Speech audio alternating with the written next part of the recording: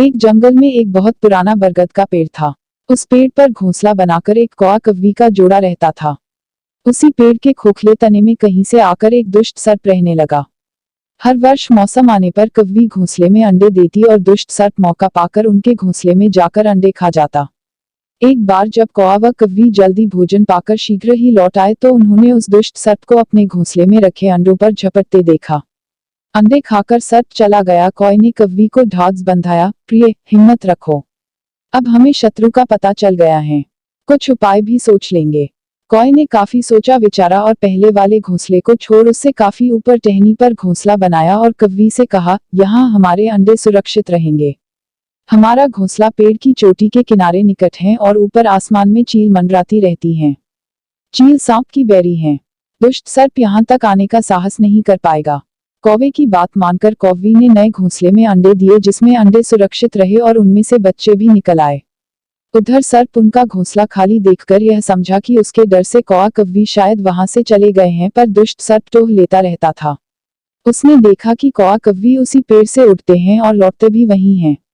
उसे यह समझते देर नहीं लगी कि उन्होंने नया घोंसला उसी पेड़ पर ऊपर बना रखा है। एक दिन सर्प खोह से निकला और उसने कौओं का नया घोंसला खोज लिया। घोंसले में कौआ दंपति के 3 नवजात शिशु थे। दुष्ट सर्प उन्हें एक एक करके घपाघप निगल गया और अपने खोह में लौटकर डकारे लेने लगा। कौआ व कव्वी लौटे तो घोंसला खाली पाकर सन्न रह गए। घोंसले में हुई टूट फूट व नन्हे कौओं के कोमल पंख बिखरे देखकर वह सारा माजरा समझ गए। कव्वी की छाती तो दुख से फटने लगी। कव्वी बिलख उठी, तो क्या हर वर्ष मेरे बच्चे सांप का भोजन बनते रहेंगे?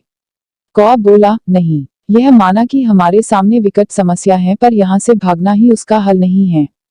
विपत्ति के समय ही मित्र काम आते हैं। हमें लोमड़ी मित्र से सलाह लेनी चाहिए। दोनों तुरंत ही लोमड़ी के पास गए।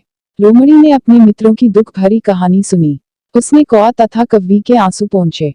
लोमड़ी ने काफी सोचने के बाद कहा, मित्रों, तुम्हें वह पेड़ छोड़कर जाने की जरूरत नहीं है। मेरे दिमाग में एक तरकीब है जिससे उस दुष्ट सर्प से छुटकारा पाया जा सकता है। लोमड़ी ने अपने चतुर दिमाग में आई तरकीब बताई।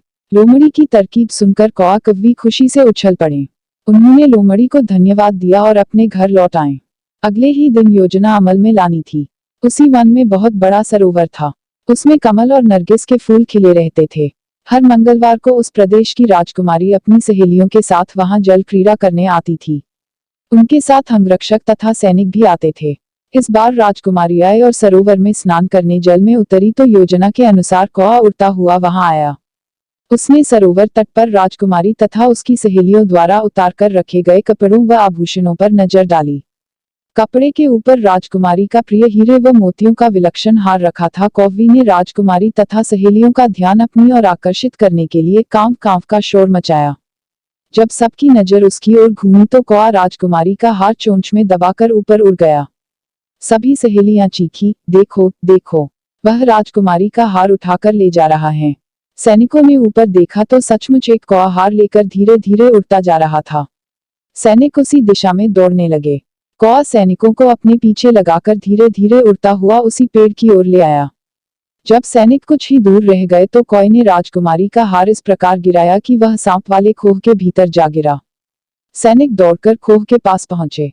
उनके सरदार ने खोह के भीतर झांका। उसने वहां हार और उसके पास में ही एक काले सर्प को कुंडली मारे देखा।